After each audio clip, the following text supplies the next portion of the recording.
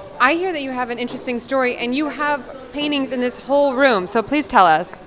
I woke up about 4 months ago, and I've been going blind all my life, but about 4 months ago, I woke up with no vision at all, zero. And then I know at that point that this was the end. I'm getting close. I need to do something. I was so upset. It was 16 hours and no vision. And I went, what did I paint last? Oh my God, it was horrible. That's not what I wanted to go out with a bang, and I'm done, and I have not set up for sculpture, and I was frantic. And so I decided when I got my vision, most of my vision back, it always takes some of it. So when most of it came back, I decided that's it. I'm doing what I want to do, and I got to do it fast because it's running out of time. So I've been working nonstop since that moment to do this show. This whole show is brand new except for this piece. Every painting has been painted within the last 4.5 months. How many pieces is that? And 20 pieces, and they were all done at the same time.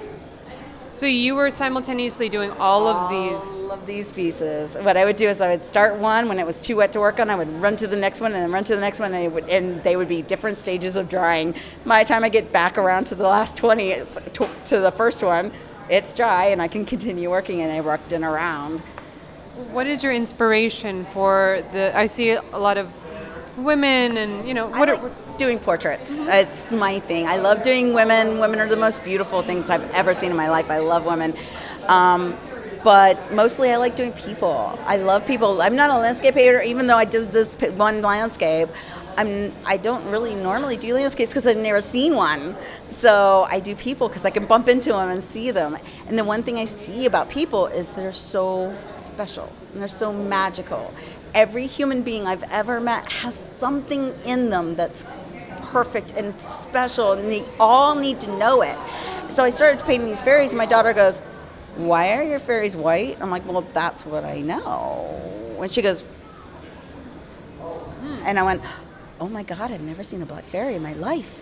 Never." And I started thinking about it, and it's like the most heinous thing I've ever heard, that a little black girl would come in here, and if she didn't see a representation of magic for herself, like she could look and see the magic, and that's me. That's what I wanted. I wanted to especially this time of the way the world is right now. I want every human being to say, "I'm magical. I'm that special."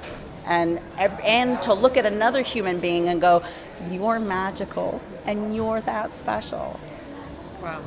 Honestly, you are magical because this message that you're sharing with everyone that's walked in here, everyone that's seen your art, this is really, really special. Aw, thank you so much. So I see you have a very cool style. Tell me about it. I will come to the 29th. Oh my God, you'll see full fairy. Even have a crown on. I love costumes. I love having fun. I love color, lots of color. And I want to see color for the rest of the time that I can see. I want as much color surrounding me as possible. So my hair is always a bright, crazy color. And I love corsets. You know, when you're a little squishy girl, these corsets make us look so good.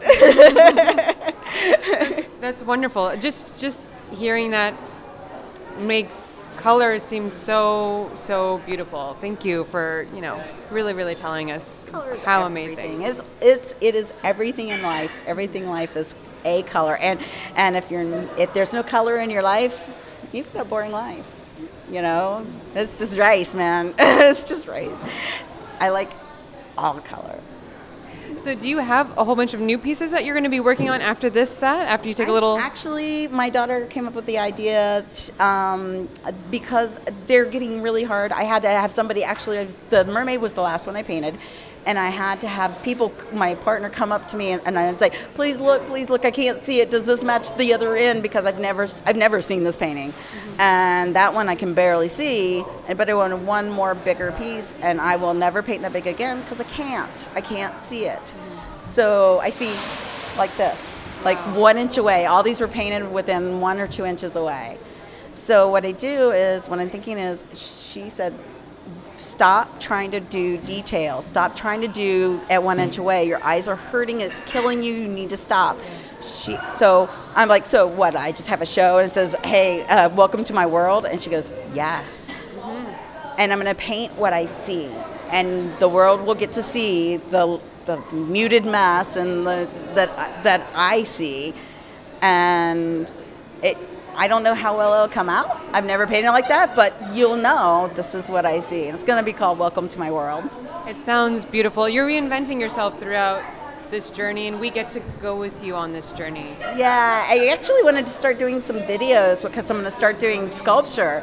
And that was what this show is supposed to help support, is so I can switch to sculpture because it's a bit hefty transition. And so one of the things I want to do is, and my brain just left. What do you want to do with the sculpture? What I want to do is like do YouTube videos or stuff like that. I want to, because there's so many other people, especially blind people. We're stuck in our houses. We got nothing, and these people are like giving up. And it just, and like not just me, but disabled, and like anybody who is stuck in their homes and they can't get out, and they've forgotten, which is horrible. And so I want them to have something to do and feel good. And so I thought I'd put up these videos as I'm learning, I can teach them. Beautiful. And that way they can learn and have beautiful things to do on their own. That's really inspiring. So do you have advice for other vision impaired people that want to do art? Find where you can do it, what you want to do. I'm switching to tactile. Don't push yourself where you can't be. I tell people with vision the same thing is you want to paint people. Can you paint people? No. Do you practice? No. Then you're not going to paint people. Do what you love. I paint what I love. I love people. So I paint what I love, and when I do sculpture, it'll be people because this is what I love. So find what you love, find the medium that works for you, which will probably, if you're vision impaired, it has to be tactile, so something tactile. And practice every day, every single day. Go treat it like a job. And you may hate it some days because it's horrible, but if you do that, you just keep getting better and better. And it's the only way to get better, is to do it every day. Wow. I know I've said this before. You are extremely inspiring. Thank you for what you do. Your art is absolutely stunning. And we can't wait to see how you reinvent yourself as your art grows. Thank you so much. And I have so enjoyed this. You're absolutely a doll. Wonderful to be around. I get such good, happy feelings around you. Thank you so much.